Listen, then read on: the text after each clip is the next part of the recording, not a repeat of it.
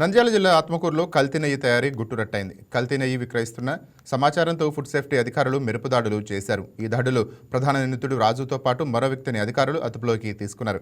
సుమారు 20 కేజీల నెయ్యిని అధికారులు స్వాధీనం చేసుకున్నారు. స్వాధీనం చేసుకున్న నెయ్యి నమూనాలను సేకరించి ల్యాబ్కు పంపిస్తున్నామని, రిపోర్ట్ ఆధారంగా కఠిన చర్యలు తీసుకుంటామని జిల్లా ఫుడ్ సేఫ్టీ అధికారి వెంకట్రాముడు హెచ్చరించారు. కల్తీ వ్యాపారాల పట్ల ప్రజలు అప్రమత్తంగా ఉండాలని సూచించారు. ఈరోజు రాష్ట్ర ఫుడ్ సేఫ్టీ కమిషనర్ గారి ఆదేశాలు మరియు మా డైరెక్టర్ గారి ఆదేశాల మేరకు పాలపై కల్తీ చర్యల్లో భాగంగా పామలపాడు మండలములోని బాలాజీ డైరీ, ఆత్మకూరులోని విజయ డైరీని విజిలెన్స్ వారి ఆధ్వర్యంలో తనిఖీ చేయడం జరిగినది.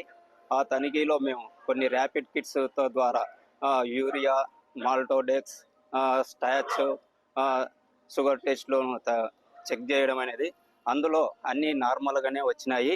అయినా కూడా అక్కడ ఉండే పాలను నమూనాలను సేకరించి సూక్ష్మమైన పరీక్షల కొరకు మేము చెన్నైకి ల్యాబ్కు పంపుతున్నాము.